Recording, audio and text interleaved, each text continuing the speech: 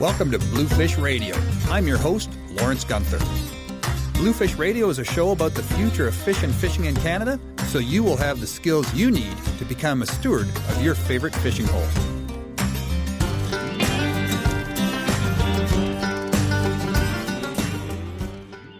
And today we've got a special guest. We've been working in past for a while now with the Invasive Species Centre, and we've got Jenna White. She's the Program Development Coordinator. Jenna, welcome to Bluefish Radio. Thanks so much for having me, Lawrence. I'm really excited to be here. Yeah, me too. And we're doing a live audio and video recording this time. So it'll be a podcast and available on YouTube because Jenna has some pretty cool images to share with us today. No pressure there, but I take no credit for them. So all right. Well, just give credit where credit's due then. Yeah. But welcome to the program. And today we're going to be talking about the role of recreational anglers to help stop the spread of invasive species, to report on invasive species, and get involved with the removal and prevention of invasive species spread. So we've got a lot of territory to cover for sure. But before we get into all that, why don't you just introduce us to the Invasive Species Centre a little bit? Yeah, absolutely. So as you mentioned, I'm Jenna. I work as a program development coordinator with the Invasive Species Centre. So the Invasive Species Centre is based in Sault Ste. Marie. And our main role is to connect stakeholders to knowledge and technology to prevent the introduction and spread of invasive species across Canada. So our main goal is to, protect lands and waters from the spread of invasive species. And invasive species are actually, and a little known fact, but the second greatest threat to biodiversity globally. So a pretty big problem that, I'm a little bit biased, but I think it's underappreciated. The second biggest threat to biodiversity. Wow. Right. And the first one would be? It's actually habitat loss. Yeah. Habitat loss. Okay. So, and where does climate change fit in there? It does fit in there. It is among those issues. I think it's within the top 5. Wow. So in number 2, right? That's important information, because I think, we always hear about invasive species in the light of, tanker traffic into the Great Lakes and the movement of invasive species through bilge water. And then, the fish coming up, the Asian carp coming up the Mississippi River and knocking at the door at Chicago to try to get into the Great Lakes. And now we're just starting to realize that there's way more involved to this. And, anglers are playing a big role. And we had on here a presenter not so long ago talking about how anglers are actually spreading invasive species by their boats. And this was proven by a statistical analysis of data from the Fish Brain app, and they looked at, I think, 250,000 anglers in the United States, and they tracked their movement. There's Big Brother for you, right? But they realized that the movement of these anglers from urban centers into known lakes and water bodies where there's invasive species, and then onwards from there, that it showed a clear path between their fishing activity and the movement of an invasive species. So this is something we all need to get our heads wrapped around. It's not the other guy. It's just as much us. In fact, it's probably more about us at this point. Yeah, absolutely. And, we're fortunate to work with FishBrain on a couple social media kind of related projects, and they do great work for spreading awareness too, which is really great. But, I think the role of anglers is twofold, because, there is that prevention. They're able to, they do have a role in the spread, but they have the role in prevention as well. And that's what I hope to talk about a bit today, because really, anglers are at the forefront of seeing a lot of aquatic species that we otherwise may not be able to monitor. For sure. And we're going to talk a lot about pet release too, right? So this is the aquariums and people with, ornamental ponds in their properties, and what happens to the fish in their aquariums, and what are they doing, and the bait as well. So there's why don't we talk a bit about the pet release issue, because that's I think a big one now. A huge issue, yes. So something that the Invasive Species Centre has been working on for the last few years is this pathway that we like to refer to as organisms in trade.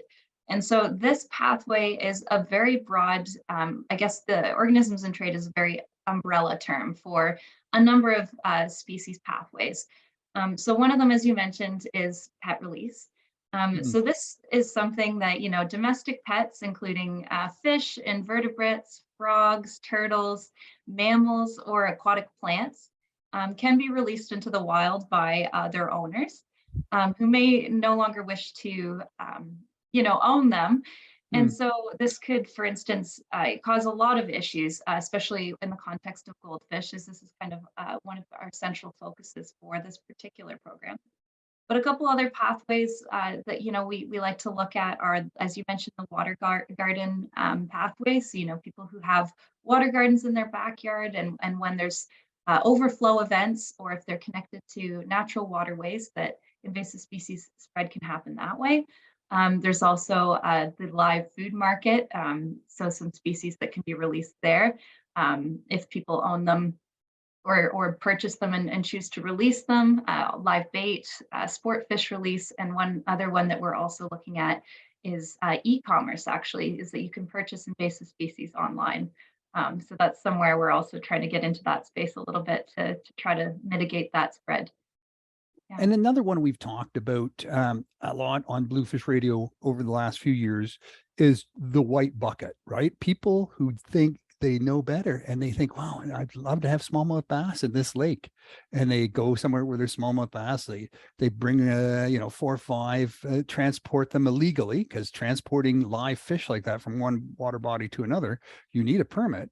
But they don't get permits, and they release them into other water bodies. And the spread of smallmouth bass through Atlantic Canada is just epic. I mean, it's just leapfrogging from lake to lake to lake. And a lot of people wouldn't think of as invasive species, when they don't think of smallmouth bass. But when you move them to a new ecosystem, they're now an invasive species. And it's causing a lot of, catastrophe in lakes that were normally dominated by trout out there. So it's just, when we start moving around different species of fish, thinking we're doing a good thing, we're going to increase fishing access, the quality of fishing, we're really just destabilizing thousands and thousands of years of evolution through, a simple act of taking a fish from one lake to another. Absolutely. And I think the key aspect that really is important in the context of invasive species is that intentional side of things. The intentional release of a species is really kind of the forefront of the issue that, a lot of invasive species spread outside of this organisms and trade pathway is unintentional. It's on the bottom of your boot, it's on your boat, and maybe you didn't notice it. But this particular kind of route that we're discussing is really like an intentional thing and it is very controllable. We do have the ability to mitigate this kind of spread if we choose not to do this sort of release. Oh, for sure. Like even as simple as a bait bucket at the end of the day, ice fishing, you're out there on the ice and you've got some minnows left in your bait bucket. The temptation just to dump them into the hole where you've been fishing all day and say, okay, you get a free meal, whoever's down there, help yourself, buffet. Yeah. And but you're introducing a whole bunch of live minnows into a water body, and they might not be native in that water body, although we have rules now that you shouldn't move them from one zone to another. In Ontario, we have rules about that, but it doesn't mean that every little lake and water body that you're fishing in has those minnows in them already. So to dump your bait bucket into a water body, you think you're doing the fish a favor by giving them food, but you could be destabilizing the ecosystem there as well. Absolutely. And I think that's a great point to touch on too, is that, otherwise the fish wouldn't have the capacity to move to different lakes all the time. Hmm. And this is something that, anglers or people who are exploring different lakes, absolutely a great thing to do, just as long as you're not bringing anybody with you. Because those water bodies, especially, maybe northern communities or anywhere that's a little more isolated from other bigger water bodies, may not have any other spread in any other means. So, Well, I yeah. just think about the Calabogie Lakes Yes. just outside Ottawa here. And, there's hundreds and hundreds of small lakes full of trout. and they're all accessible in the wintertime, and there's a lot of ice fishing going on up there. So easily those lakes can be, the ecosystems can be altered. But let's talk about goldfish, because this is, I think, a huge problem too. And this is a pet release issue that a lot of people own aquariums. I have one here too. Our family has one and we love it. And there's nothing wrong with having aquariums and enjoying fish and getting to know and learn about fish and their behaviors. You can learn a lot from having an aquarium. But, getting rid of aquariums, and you see so many of them on Kijiji for sale. There, people don't maybe want to move. They can't keep it anymore. Their children's lost interest. So what do you do with the fish? Well, you don't flush them down the toilet. You don't release them into the storm drain. You don't go down to the local creek and let them go. You might think you're doing a good thing, but my God, there's a real issue out there, isn't there? There really is. And, this is good timing for our conversation, actually, because I just came back from Edmonton. And the problem out in Alberta is pretty significant, and it differs a lot from Ontario. And so, the spread of goldfish is actually, it's quite a broad problem. So I can dive into a little bit of background here. Yeah. Goldfish are native to different parts of Asia, and they were actually probably the earliest aquatic species that was introduced to North America, which actually dates back to as far as 960, like the year 960, Wow. Yeah, which is crazy. that's it. That is astonishing. Yeah. Yeah, it is. And so, they've been here a while. People have owned them as pets for a long time, but we're really starting to notice in the last few years that there's really been this growth in a problem with goldfish, and some people have attributed this to climate change. But they are one of the most common species to be released, and I would attribute this as well to being accessible. You can purchase goldfish anywhere. I've got a pet store down the street. You can buy a goldfish, and a lot of people aren't thinking about that long-term responsibility that comes with them. So just to dive into a few of the issues with goldfish, Yeah. so they obviously compete with native species for habitat, resources, and all sorts of things that other species would require to live. They increase the turbidity of water systems, so that really contributes to the water quality and can actually also contribute to increases in algae blooms. So we don't want those, and I'm sure Mm. many anglers can understand the issues with that. Oh yeah. Um, yeah, for sure. They lay hundreds to thousands of eggs at a time, which is the epitome of an invasive species, right? They reproduce so quickly that native species can't keep up to that level of reproduction. And they also can spread disease. There's different diseases that carp species have that other native species don't have. So this is something else that we definitely don't want to see. And so wetlands and other natural water bodies really don't need this added pressure of a new introduced species that's just out competing everything else. So as much as a lot of people don't think that releasing a single goldfish is an issue, it can definitely have a huge impact on the environment for sure. Absolutely. Yeah. And we're looking around, and even a lake up in North Bay, Ontario, Trout Mm. Lake has a goldfish population. And you would think that's pretty far north, right? That lake is quite cold. It's a deep lake, and yet they're thriving in there. And you would think it's more of the warmer, shallower ponds, but Mhm. they're a hardy fish, aren't they? They really are. And this is something that I don't think a lot of people recognize is they actually have the capacity to overwinter. And even as I mentioned, up north in Alberta, they've got some video actually, which I'll share with you right now. That is, goldfish that are under the ice that you can actually see. So I'm just sharing my screen, and what it is for those listening is it's a pond where 100 goldfish or so are just completely under the ice, and you can actually see the movement. So they're still alive, they're still moving around, and just living their best life under the ice. And that's quite astonishing because goldfish too, they don't need a lot of high oxygen water, do they?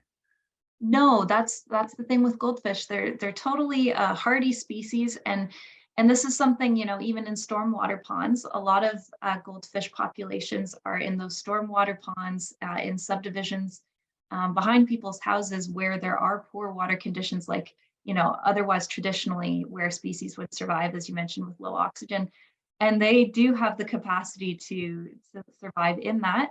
And as we've just discussed too, the temperature range that they can survive in is very, very broad. And so this causes, additional issues because they are so hardy. And one of the groups that we work with, in Alberta, even tried to drain the pond so that the goldfish wouldn't survive without the water in the pond. And they actually were able to bury themselves in the mud and survive that way. So that form of eradication wasn't successful. Wow. So really you're down to chemical treatment of the water and killing off everything in that pond or lake and then starting over again. And you see this, it's happening in different parts of North America now more and more in the treatment of invasive species where people are turning to that drastic measure of poisoning water bodies to get rid of invasive species. In the Miramichi watershed in New Brunswick, Atlantic Salmon Federation has been actively, poisoning the Miramichi watershed there to get rid of smallmouth bass because they say they're eating the Atlantic salmon smolts. And it's a controversial thing for sure when you have to take that measure. No one's happy about having to do that, but drastic issues call for drastic measures, I guess, but it's just something to keep in mind. A simple little, aquarium pet can end up with a whole ecosystem being poisoned and killed off and then having to rebuild it from scratch.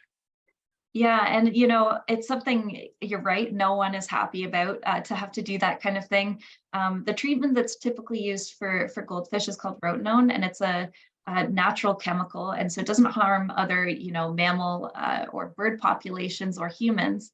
But it is still, something that it's never a good thing to have to kind of intervene in otherwise natural ecosystems. And so we don't like to do that in any sense. So municipalities are having to choose these kind of options that they otherwise, might not have to do. And so this is where prevention is the most important form of prevention. It's the Yeah, and having that knowledge is really, really important to making sure that species aren't being introduced. Yeah. So there's ecological impacts, there's social impacts in terms of, our ability to go fishing where we want to go fishing and catch the fish that we want to catch.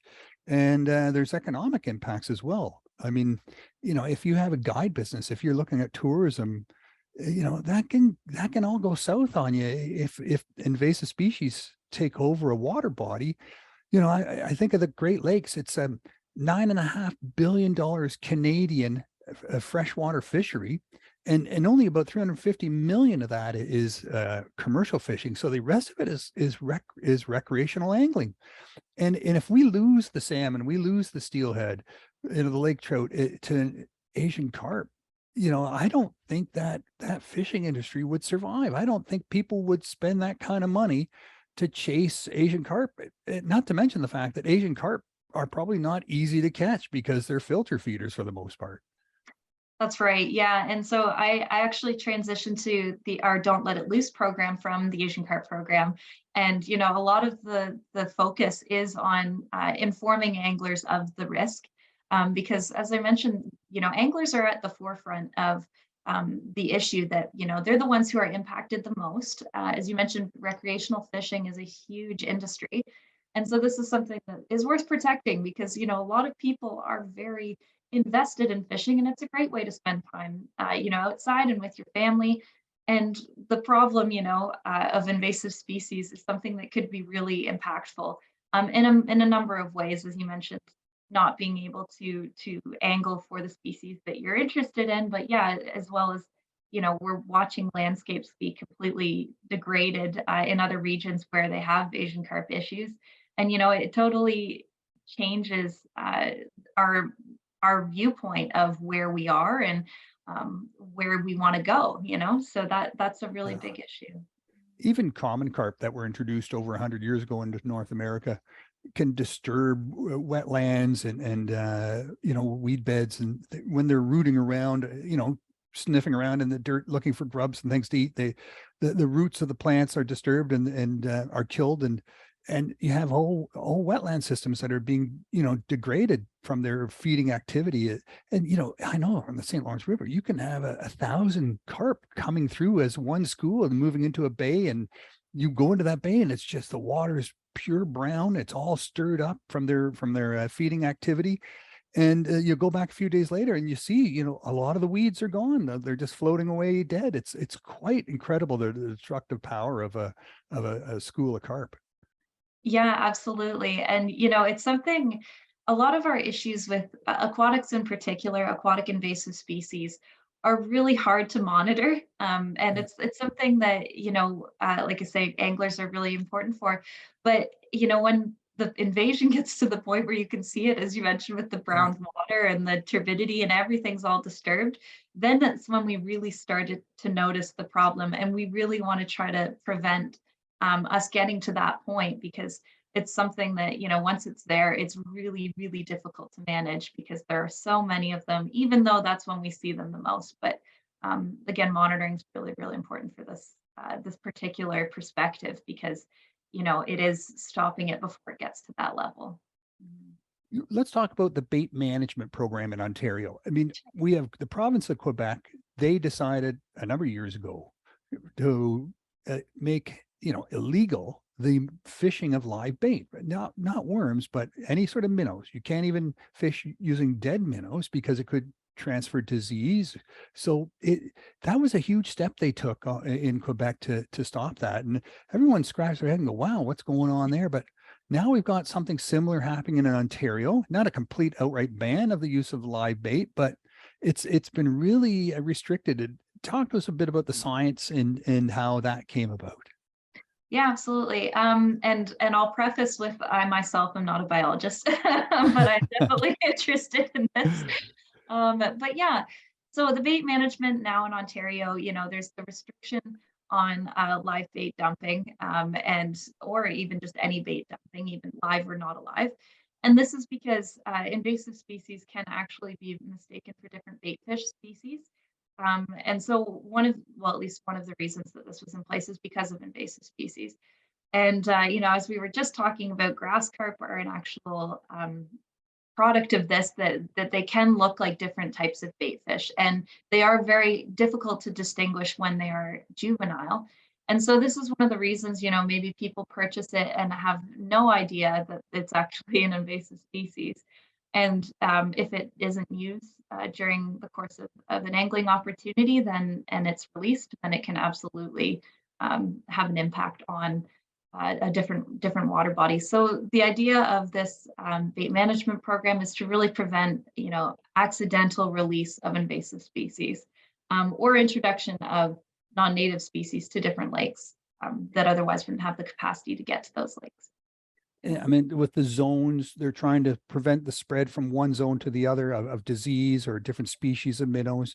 And the people selling the minnows have to be more diligent to make sure they're selling actual legal bait fish. And like I said, not little grass carp, because I've heard that when they're small, they look like a basic, any other bait fish. It's hard to distinguish unless you really know what you're looking for. So it's important that we have these experts, these bait sellers who can do that for us, who can really watch and make sure that the bait they're selling is the kind of bait that's legal.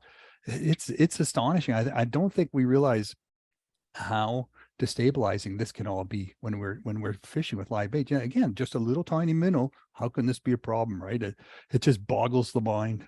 It does. Yeah, absolutely. And that's the thing. I mean, I'm personally, I'm not an angler, but I know a lot of people who, it can become really difficult. As you mentioned, identification is really key in this realm. And when they're juvenile, they don't have all the features that are distinctive of, an invasive species. And this is where it gets a little bit tricky for sure. You want to talk to us a bit about reporting, Jenna? Yeah, absolutely. So as I mentioned, anglers are at the forefront of these issues. So really reporting is absolutely essential. And so even in the context of goldfish, I know it may seem kind of silly because they are very common to see in natural spaces.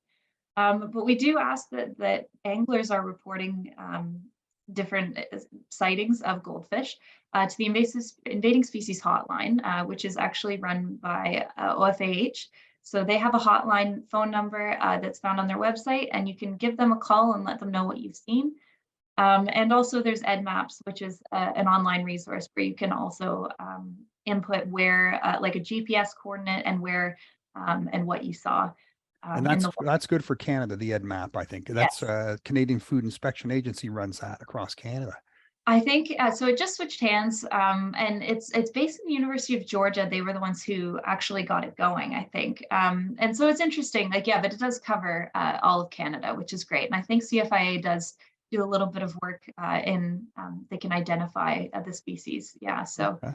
it's great. It's a great resource for sure. So we are asking anglers to be on the lookout for goldfish because we do want to be able to understand their distribution, especially in Ontario a little bit more. Because as I mentioned, it's something that's so commonplace that people may not feel the need to report it, but we absolutely want to see increased reporting so that we can inform our management decisions and just have a better idea of what the scope of the problem really is. Because invasive species, as I mentioned, really obscure when they're aquatic species, and we otherwise have no idea that they're there.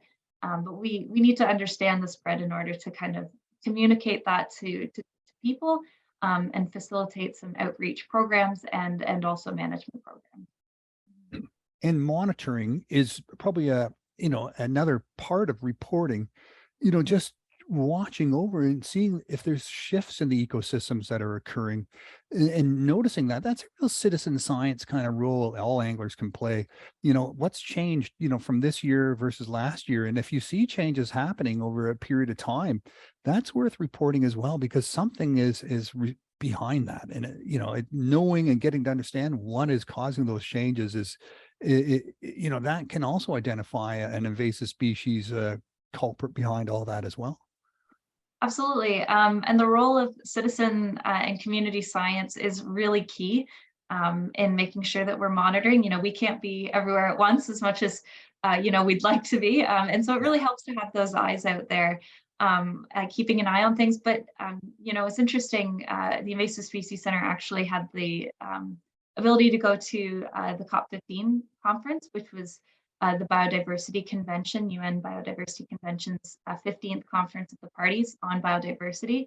And this was one of the key knowledge gaps that they identified was that we don't have a real baseline number that helps monitor invasive species so that we can be aware of what the new introductions mean and kind of what level of species problems we actually have to date.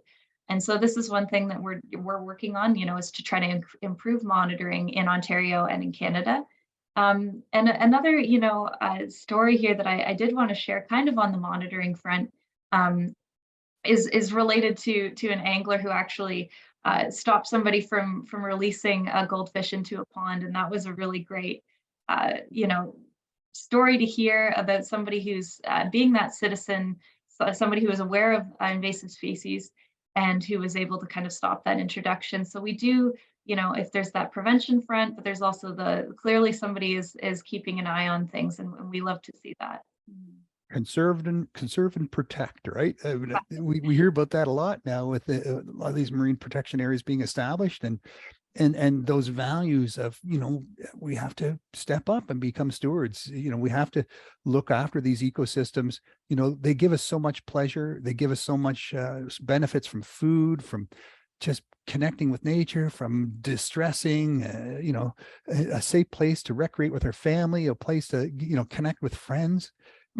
We take so much from our outdoor activity, to be able to give back and make sure it's healthy. Because if it's not healthy, we're not going to get those benefits. And so it's a two-way street for sure. Mhm. Yeah, absolutely. And that's the thing is, anglers and other outdoor recreational users are really play important roles in invasive species prevention. And it's something that we really try to frame positively, because you can have a very positive impact on the environments that you're using by just being aware of your surroundings and being able to identify different species and know what was there one year that wasn't another. And it's really great to see when people are able to do that, and it's something that we really like to promote, to make sure that we're protecting these spaces by just simply keeping an eye on them. Yeah. Are there new policy discussions taking place across Canada that you could point to that maybe anglers want to get involved with and provide some input? I wish I knew of some that were worth sharing. I mean, we are obviously working always on management of invasive species. So this is something that we do encourage anglers to keep an eye on different species, obviously, but one thing that we do encourage is obviously, yeah, just reporting is a great way to make sure that you're helping inform people who are making those policy decisions, and letting policymakers know the scope of the problem too is really important, especially in the context of different species like Phragmites that are widespread across Ontario. It's great to see when people are trying to manage them in different ways, because it helps with making sure that they're um, monitored and managed. So Mm, yeah. If they don't know what's going on out there, and look, a lot of people who work on these types of policies in government, they mm, might not be anglers. They might not be getting out to the same places we go fishing and see firsthand what's happening out there. We're their eyes and ears, they depend on us to give them the information. And same with scientists. I mean, scientists need to know, well, what are the priorities that need to be researched. Otherwise, they're sort of just working on a blank whiteboard and freewheeling it and blue sky and the whole thing. So if we can give some direction on research, on policy, this can be really helpful and help get a solution in place sooner than later. mm. We all have a role even at that level. A lot of people wouldn't think so, that we have a voice in that, but we do. There's not a whole lot of people in any area. We always think, well, there's an emergency, someone's going to call 911, but quite often, that's not the case, right? We all have to step up and explain what we're noticing out there and get that research done. And that'll lead to policy shifts and new regulations and maybe some intervention as well. But the cleanup on this stuff is so expensive, isn't it? I mean, I think about, the sea lamprey in the Great Lakes, and we're spending $20 million a year on that now, just to keep that sea lamprey population down to the below 10% of what it used to be. Otherwise, we're going to have a whole, the Great Lakes are going to go back to the way we were 30, 40 years ago, where a lot of our native fish species were almost decimated by these lamprey. So, the costs of dealing with these invasions can be so high, and long term, I mean, that'll never end, that lamprey program on the Great Lakes. Will always have to pay that $20 million every year, and that price will go up over time as well. Yeah, absolutely. And that's sea lamprey are often what we kind of refer to as our best success story in invasive species, because we were able to reduce the population so much. But with that success, obviously comes the consequence, as you mentioned, in cost. And this is something where, again, we try to really promote this preventative step, because prevention is so much more cost effective than managing them. And that's exactly where the lamprey lie kind of on that spectrum, is that Mm. they're within that management end of things, and it's costing a ton of money to do that. So we want to try to keep species, like carp, out of the Great Lakes, so that we don't have to implement the same type of programming that we have for lamprey. Yeah. Jenna, this has been a really interesting conversation. I wish you all the best of luck with your programs. Any new initiatives coming up from the Invasive Species Center that you want to give us a little heads up on? Sure, yeah. So we actually have a microgrant program that's launching in the next little bit. So if you are an angler or anybody who works, within a municipality or community where you want to try to manage an invasive species, we encourage, everybody to look at applying for a microgrant, and those grants are able to support communities in managing an invasive species issue in their area. So that's something to keep an eye out for on our website and in our newsletter. So is this education or more boots in the water kind of thing? More boots in the water kind of thing. We love to support communities and helping, within their community to keep invasive species out. But I mean, we're also open to education. Those guidelines and to see how your program can fit are outlined again will be outlined on the website. Like I say, it's coming up in the next little bit. So how can people find out more about this? So you can visit invasivespeciescenter.ca. That's our homepage, and on in our website we actually have a lot of resources on identification of invasive species, reporting mechanisms, and in this particular program that I'm leading, we also have a lot of information on Don't Let It Loose. So if you are a pet owner or you own a goldfish and you need a little bit of support in trying to deal with it at the end of its life, in terms of where to rehome, there's some information kind of on some suggestions to do that. We also have species profiles that kind of outline what the species are, what their problems and impacts are, economic fact sheets, the works. We've got it all. That's fantastic. And identification and all of that as well. Yeah, absolutely. Lots of that.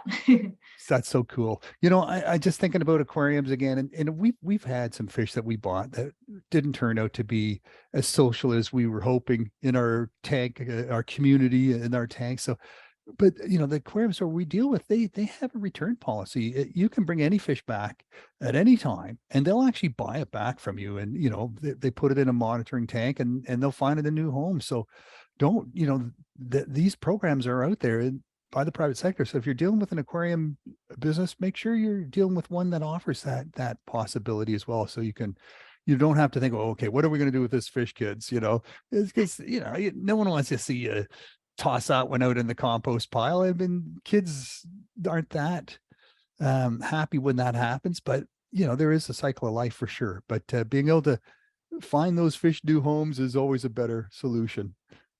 Yes, absolutely. We definitely support that kind of, when you're done with it, either return it, give it to a friend. Actually heard of that kind of narrative recently within my social realm that somebody had given their fish to a friend. It's always a great option. Anything, but don't let it loose. Don't let it loose. No, that's a good word to end on. Thank you, Jenna White from the Invasive Species Centre. So happy to have you on the Bluefish Radio program with us. Thanks for listening to Bluefish Radio. I hope you found the show both entertaining and informative.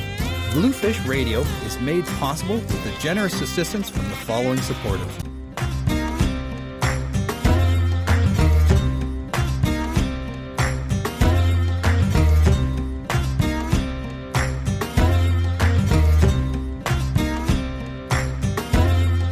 For more information on Bluefish Radio and for more information about myself, visit lawrencegunther.com.